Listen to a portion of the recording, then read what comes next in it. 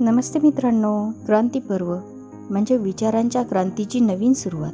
आणि या क्रांती पर्वामध्ये आदरणीय माननीय देवीदासजी घोडेस्वार यांनी केलेल्या मार्गदर्शनाची काही क्षणचित्रे बघूया.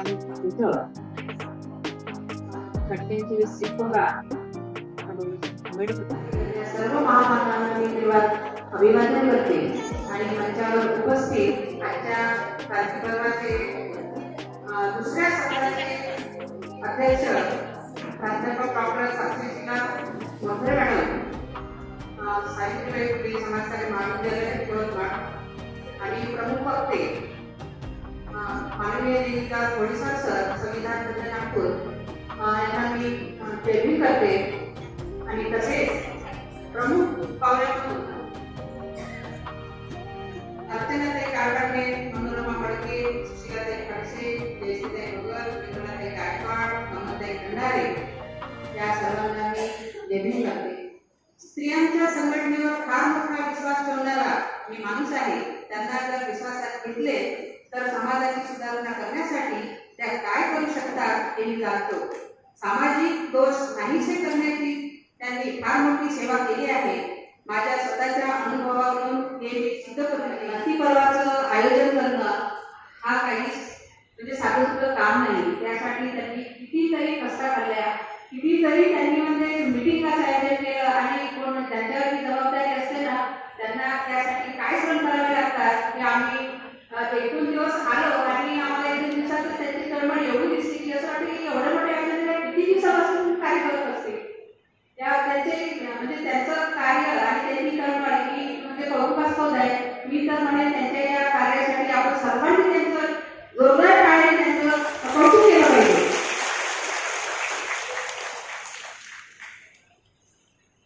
सध्याचा काळ हा आपल्यासाठी कसा आहे याची जाणीव सर्व आपल्या पृथ्वीवरच्या लोकांना आहे.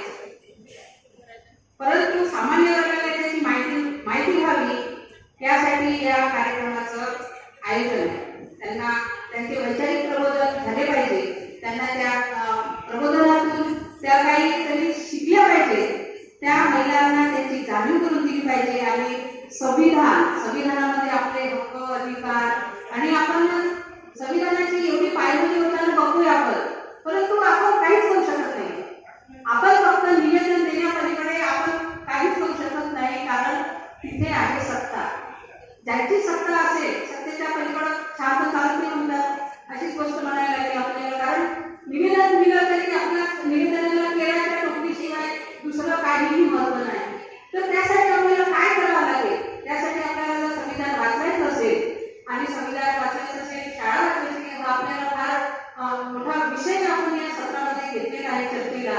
या सत्रामध्ये त्यावर आपल्याला आपले जे माननीय संविधानाचे अभ्यासक घोडेसर सर आपल्याला मार्गदर्शन करणारच आहे आणि आपण त्यांच्या मार्गदर्शनातून सगळ्यांनी बोध घेणं गरजेचं आहे. संविधानाची प्रस्तावना वाचत असताना त्यांची सुरुवात कशी होते?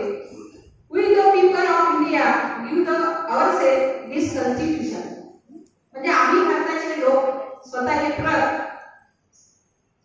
संविधान समर्पित करीत आहोत. तर आपण किती कोटी जनता आहोत आपण?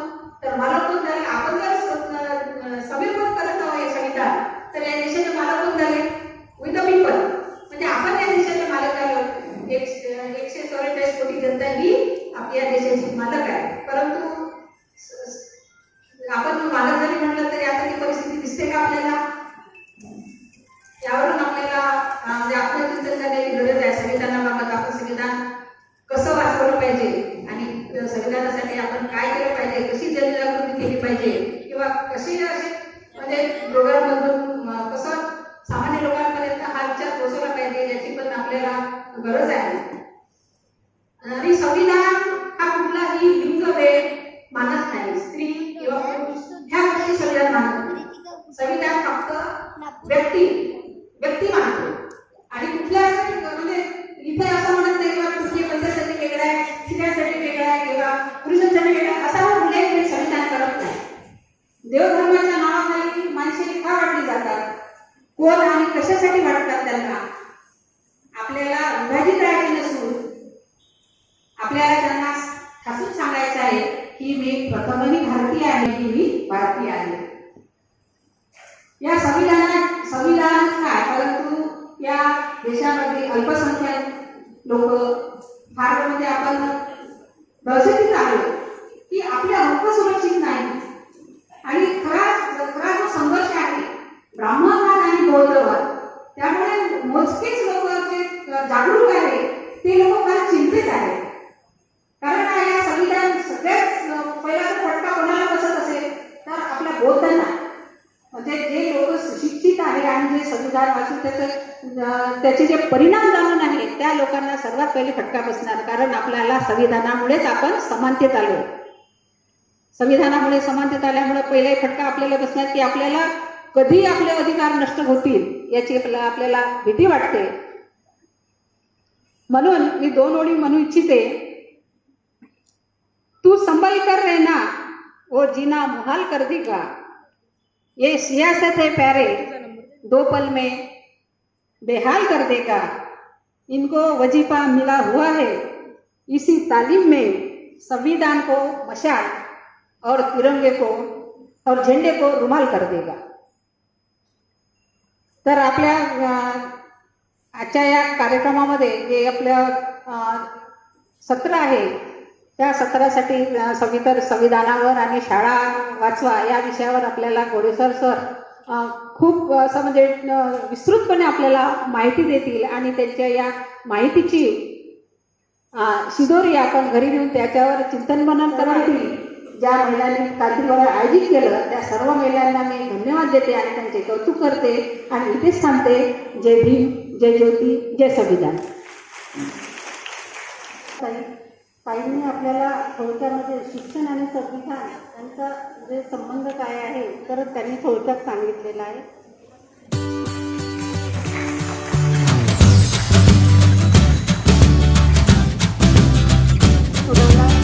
जिजामातेने शिवछत्रपती घडवला, लक्ष्मीबाईने झाशीचा किल्ला लढवला, ताराबाईने महाराष्ट्र भूमीत औरंगजेब रडविला. तर ज्यांच्या व्याख्यानासाठी आपण या ठिकाणी आतुरतेने बसलेलो आहोत तर त्यांच्या व्याख्यानाला आपण सुरुवात करणार आहोत.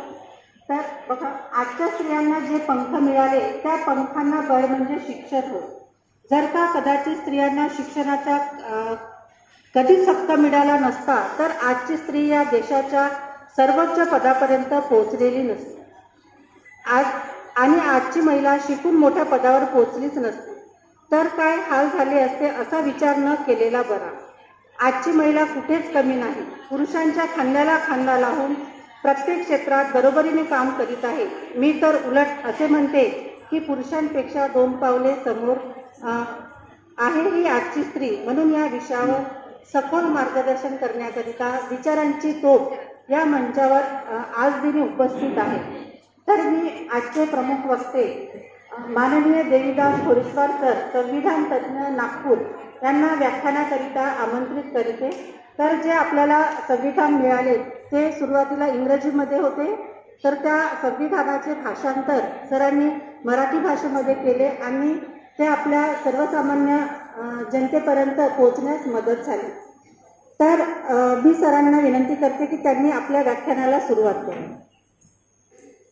संविधान सभेत चर्चा झाल्या, संविधानाच्या चर्चा आल्या आणि मग संविधानाचे अनुच्छेद वाचलेत फंडामेंटल राईट्सचे, तर तुम्हाला त्यातून अर्थबोध होईल की काही मायनॉरिटी इन्स्टिट्यूशन सोडून सर्व शिक्षण संस्थात शिक्षण धर्मनिरपेक्ष असावं हे संविधानाला मान्य आहे.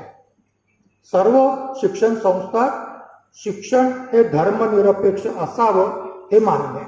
म्हणजे मग 1950ला प्रवास कुठून सुरू झाला?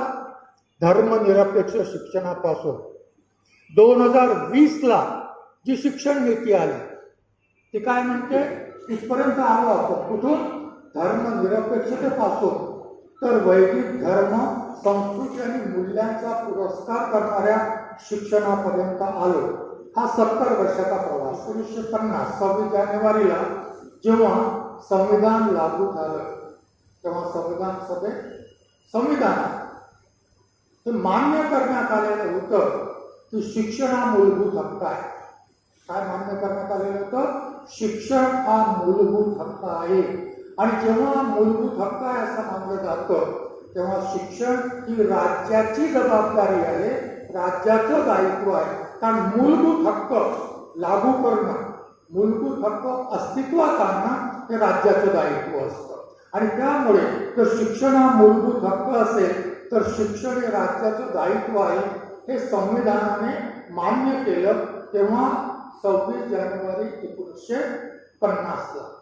आज 2020ला हे शिक्षण धोरण म्हणतं शिक्षणाचं व्यापारीकरण. फक्त व्यापारीकरण नाही तर शिक्षणाचं बाजारीकरण. खाजगीकरण, व्यापारीकरण आणि बाजारीकरण हे शब्द विस्ताराने मांडण्याची गरज नाही आहे. या शब्दांना आपला आपला अर्थ आहे. बाजारीकरण म्हणजे शिक्षण विकत घ्यायची आणि विकायची वस्तू आहे लाभार्जनाकरता. लाभार्जनाकरता याच्या पाठीमागे जी फिलॉसॉफी आहे तिचा आपण विचार करूया. आपला प्रवास कुठून सुरू झाला होता? शिक्षण हे हक्क आहे, राज्याचं दायित्व आहे. आपण प्रवास कुठे आलो? आपण आता खाजगीकरणाकडे. की एखादा उमेदवार जेव्हा एखाद्या मतदारसंघातून, लक्षात घ्या तुम्ही, कारण हा बीजेपीचा उमेदवार आहे, हा आरपीआयचा उमेदवार आहे, हा बीजेपीचा आमदार आहे, हा आरपीआयचा आमदार आहे, नाही का, हा काँग्रेसचा आमदार आहे, असं बोलतो ना आपण. काय काही बरोबर आहे का? कोणाचा आमदार आहे? गडकरी कोणाचे खासदार आहेत? बीजेपीचे खासदार आहेत, नाही का? असं बोलतो आपण. तर मी त्यांना म्हटलं की एकदा निवडून आल्यानंतर डॉक्टर बाबासाहेब आंबेडकरांचं संविधान म्हणते की हा निर्वाचित प्रतिनिधी त्या मतदारसंघाचं प्रतिनिधित्व करतो. बरोबर आहे का? संविधान बरोबर आहे का? कोणाचं प्रतिनिधित्व करतो? त्या मतदारसंघाचं प्रतिनिधित्व करतो. मग त्या मतदारसंघातील काही लोकांनी त्याला मत दिलं नसलं तरी माझा नाईलाज आहे. मी तुम्हाला मत नाही दिलं पण तरी तुम्ही माझे प्रतिनिधी आहात, मी काय करू? कुठे जाऊ? माझा नाईलाज आहे की मी मत न देताही तुम्ही निवडून आले. आता तुम्ही माझं प्रतिनिधित्व करता, मी कोणाकडे जाऊ? तुमच्याकडे येणं माझा हक्क आहे. आता तुम्ही तो हक्क नाकारत असाल म्हणून तुम्हाला विनंती करतो की तुम्ही माझा हा विषय विधान परिषदेत मांडू नये. मांडला नाही मांडला तो भाग वेगळा, परंतु जर या समाजाची स्थिती अशी असेल की जेव्हा विरोध करायला पाहिजे किंवा विरोध केला जात नाही. शिक्षण नीतीवर रमा कांबळे या ठिकाणी बसलेले आहेत. 2019ला ड्राफ्ट आल्याबरोबर आम्ही मोठं आयोजन केलं होतं. त्यानंतर किती लोक शिक्षण नीतीवर काम करतात माहीत नाही. किती लोक शिक्षण नीतीचा विरोध व्हावा याकरता काम करतात माहीत नाही एनिवे, परंतु विरोध केल्याशिवाय पर्याय नाही. शिक्षण हा अधिकार आहे. आणि आज आपण पोहोचलो कुठपर्यंत? शिक्षणाच्या व्यापारीकरणापर्यंत. 1950 ते 2020 हाही 70 वर्षाचा प्रवास आहे. त्याचवेळी संविधानाने काही लोकांना आरक्षण दिलं, शिक्षणात आरक्षण दिलं, सरकारी नोकऱ्यात आरक्षण दिलं. याला आम्ही म्हणतो संविधानाने प्रदान केलेले हक्क आणि विशेषाधिकार. याचा लाभ आम्ही घेतला म्हणून या ठिकाणी बसलेलो आहोत. याचा लाभ आम्ही घेतला. आम्ही शिकत होतो, आम्ही शिकत आहोत. आरक्षणाने उच्च आणि व्यावसायिक शिक्षणाच्या, शासन प्रशासनात उच्च पदे प्राप्त करण्याच्या, विदेशातही शिक्षण आणि नोकऱ्या प्राप्त करण्याच्या संधी आम्हाला 70 वर्षात लाभले कुठल्या लाभले? शिक्षणाचं वैविध्यीकरण होऊ नये कारण ते गुलाम करणारं शिक्षण आहे. शिक्षणाचं बाजारीकरण होऊ नये कारण ते वंचितांना वंचित करणारं शिक्षण आहे. वंचित वाढवणारा धोरण आहे. याकरता आम्ही काही प्रयास केले नाही. का प्रयास केले हा प्रश्न पडला की का प्रयास केले नाही. आणि मग मला असं वाटलं की कदाचित काही गोष्टी आपण सोयीस्करपणे विसरतो. हे शब्द फार काळजीपूर्वक वापरतोय. कदाचित फुले, शाहू आणि आंबेडकर यांना अभिप्रेत असलेल्या शिक्षणाचा उद्देश आम्ही सोयीस्करपणे विसरतो. आणि मग आम्ही आलो कशावर? शिक्षण म्हणजे सरकारी नोकऱ्या, उच्च पद वगैरे शिकले. महिलाही शिकल्यात आणि परिणाम काय झाला? जेव्हा भारताच्या संविधानाची निर्मितीसाठी संविधान सभा अस्तित्वात आली. लक्षात घ्या, आता मी हे पहिल्यांदा आता नुकती अशी मांडणी करायला सुरुवात केलेली आहे. याआधी कधीही मी मांडणी केलेली नाही. तुम्ही याच्यावर विचार करावा. काही असेल तर चर्चाही करता येईल.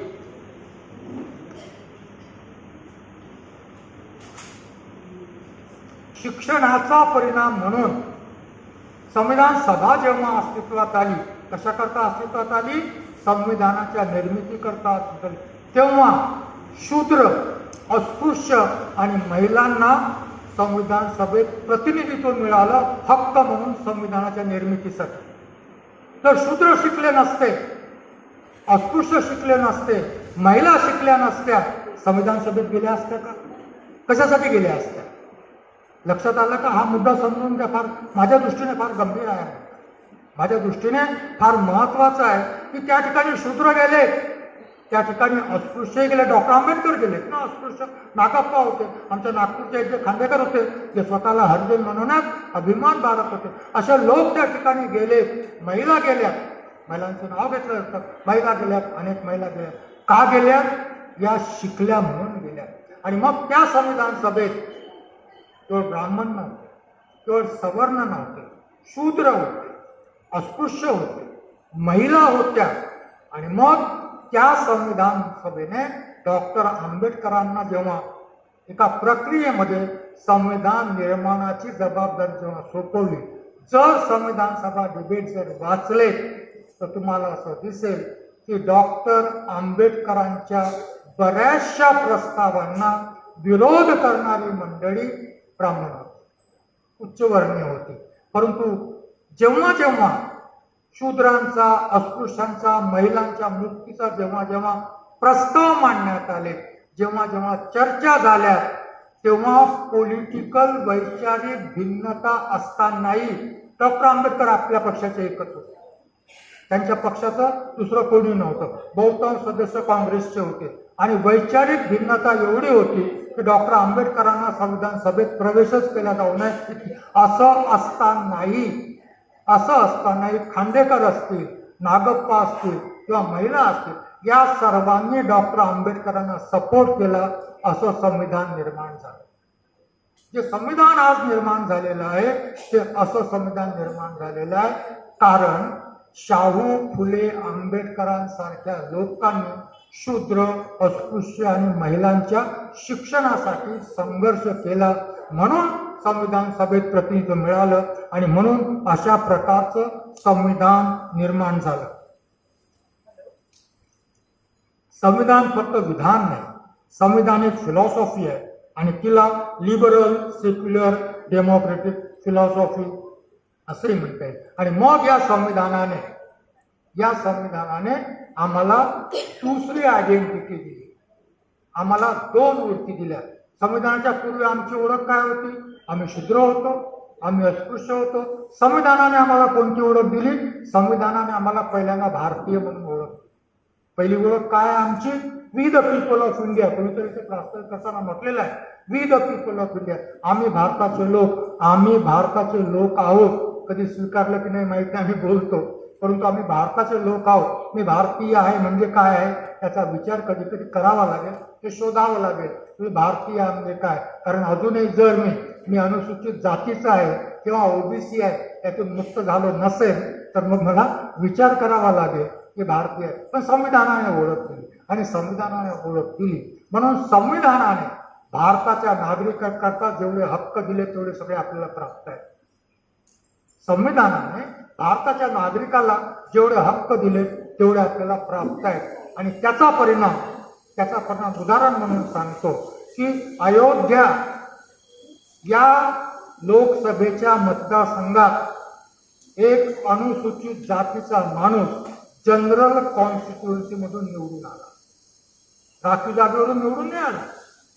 कुठून निवडून आला? General constitution. कारण त्याने दावा केला की मी भारतीय आहे, त्यामुळे जनरल कॉन्स्टिट्युएन्सी मध्ये मला उभं राहण्याचा हक्क आहे, मी राहील. जरुरी नाही की मी राखीव जागेवर उभं राहावं. तो माझा विशेषाधिकार आहे. तो माझा काय आहे? विशेषाधिकार आहे. आणि म्हणून मग जर मेरिटचा कॅन्डिडेट असेल तर तो दावा करू शकतो की मी जनरल सीटवर कॉन्टेस्ट करेल. गरज नाही की मी आरक्षित सीटवर गेलो पाहिजे. तो हक्क संविधानाने भारतीय म्हणून प्रत्येक भारतीयाला दिलेला आहे. तो हक्क आपल्याला वापरता आला पाहिजे, दावा केला पाहिजे. आणि मग त्याच आधारावर आमची परिस्थिती लक्षात घेऊन आम्हाला काही विशेषाधिकार दिलेले आहेत. ज्याला आम्ही म्हणतो अनुच्छेद 15(4), अनुच्छेद 15(5), अनुच्छेद 16(4), अनुच्छेद 16(5) वगैरे जे काही असतील ते, अनुच्छेद 330, अनुच्छेद 332 किंवा निदेशक तत्व, या सर्व गोष्टी आपल्याला हक्क दिलेले आहेत. हे संविधानाने दिलेले आहेत. म्हणजे 2 प्रकारचे हक्क आहेत. भारतीय म्हणून हक्क आहे आणि एक अनुसूचित जाती जनजाती ओबीसी म्हणूनही सत्य. संविधानाच्या निर्माणाच्या प्रक्रियेत